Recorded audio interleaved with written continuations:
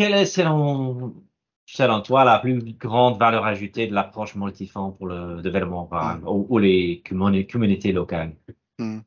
Alors, je ne sais pas s'il y en a qu'une, j'en énumérais peut-être Ouais. plusieurs, et puis je ne sais pas si elles peuvent être hiérarchisées, mais le premier point peut-être, c'est d'offrir finalement plus de moyens. Aussi avec un champ élargi finalement, une assise plus large pour soutenir les initiatives des communautés locales, ce qui me semble vraiment important qu'ils puissent disposer d'un certain nombre de leviers couvrant l'ensemble des problématiques qu'ils peuvent rencontrer, que ce soit de services de base, que ce soit de circuits courts de vente de produits locaux, que ce soit du développement touristique, d'implantation d'entreprises ou de dernier commerce. Voilà.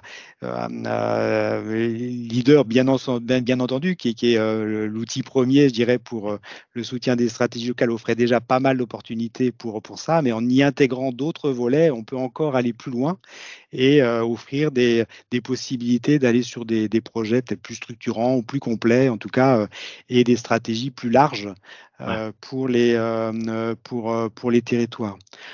Autre point, mais ça c'est peut-être lié aussi au choix que la région Nouvelle-Aquitaine a fait, c'est de proposer un cadre unique finalement pour les porteurs de projets issus qui s'inscrivent dans les stratégies locales de développement. C'est-à-dire que voilà, il y a un seul cadre, j'évoquais l'outil unique, mais il y a un seul GAL, il y a une seule stratégie et ils ont un seul interlocuteur au travers du GAL et puis de l'équipe technique qui l'anime. Et ça, je pense que c'est vraiment dans la complexité d'organisation. Alors, peut-être franco-française, hein, je ne sais pas, je ne connais pas les situations des autres pays membres dans le détail, mais c'est vrai que dans la complexité quand même globalement que les porteurs de projets dans laquelle ils ont à s'inscrire, c'est, je pense, un vrai atout de trouver cette simplicité-là. Autre point, je pense en termes d'avantages, mais c'est lié à cette assise plus large, c'est que ça permet aussi d'intégrer différentes dimensions finalement des stratégies locales intégrées. C'est vrai que j'y reviendrai aussi un petit peu plus tard, mais sur d'intégrer notamment des dimensions à la fois rurales, urbaines, littorales et avec toutes les composantes qu'elle recouvre. Ouais. Et une stratégie intégrée, elle doit intégrer toutes ces dimensions-là, sinon il manque un certain nombre de choses. Et puis, bon, globalement, c'est le renforcement aussi du niveau local, hein, d'une déconcentration de la décision et de l'animation, et qui est vraiment un élément cher, en tout cas, à la Nouvelle-Aquitaine, et qui permet finalement d'adapter un ciblage plus adapté, enfin, c'est notre objectif en tout cas, plus adapté des moyens mis en œuvre, des crédits par rapport à des besoins réellement identifiés Ouais. au niveau local, donc plus proche de ces besoins-là. Et puis pour l'autorité de gestion, alors au-delà de tous ces Ouais. éléments Ouais. avantages, je dirais que ça présente aussi l'avantage d'un cadre unifié de mise en œuvre.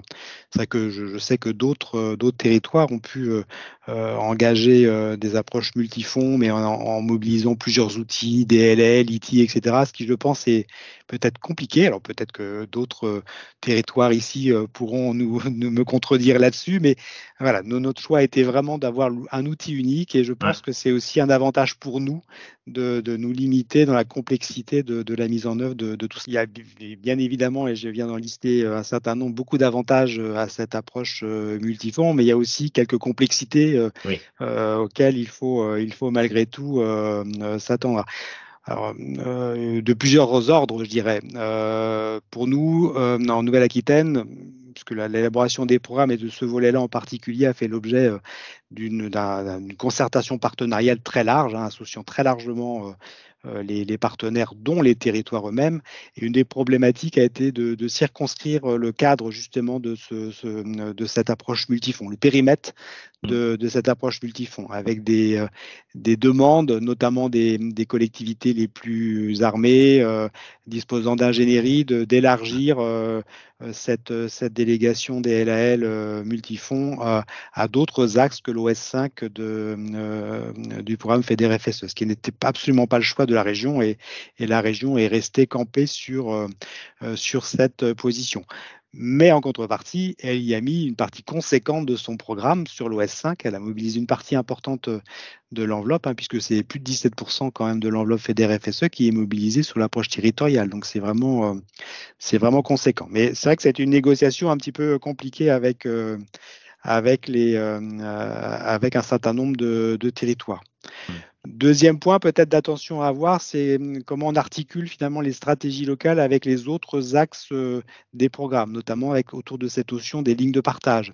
C'est vrai que dès lors que l'on délègue au territoire une capacité à élaborer une stratégie et un plan d'action, pour lui, il peut s'estimer investi de tous les sujets.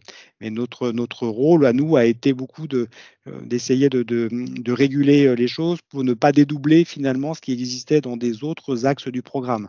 Par exemple, la dissociation de la mobilité urbaine, quand on est sur un territoire avec quand même globalement des petites villes, c'est plus compliqué à expliquer et à gérer, alors qu'on est plutôt dans une problématique de mobilité justement interterritoire, urbain-rural. La déconnexion également au sein de l'OS 5 de l'approche urbaine et rurale nous a paru compliqué également, puisque pas très finalement en phase également avec notre structuration territoriale. Donc ça a été également un élément de complexification, je dirais, et qui a nécessité beaucoup d'explications vis-à-vis des territoires pour le mettre en place.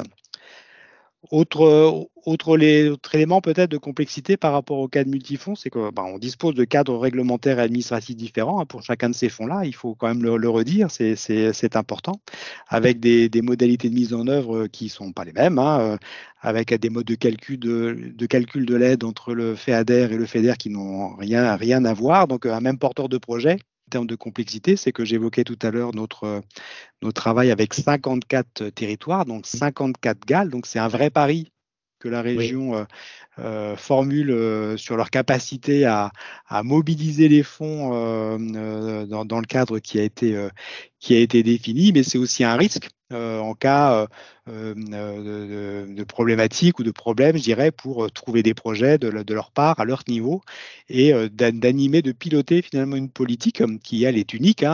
Quand on va rendre à la commission compte de l'avancement des programmes, c'est bien la région qui rendra compte, mais sur ce volet territorial, elle le fera en s'appuyant sur la base des 54 entités avec lesquelles nous allons travailler sur ce volet territorial et qui, comme je le disais, couvre une partie vraiment importante des programmes, que ce soit d'ailleurs le FEADER ou le FEDER.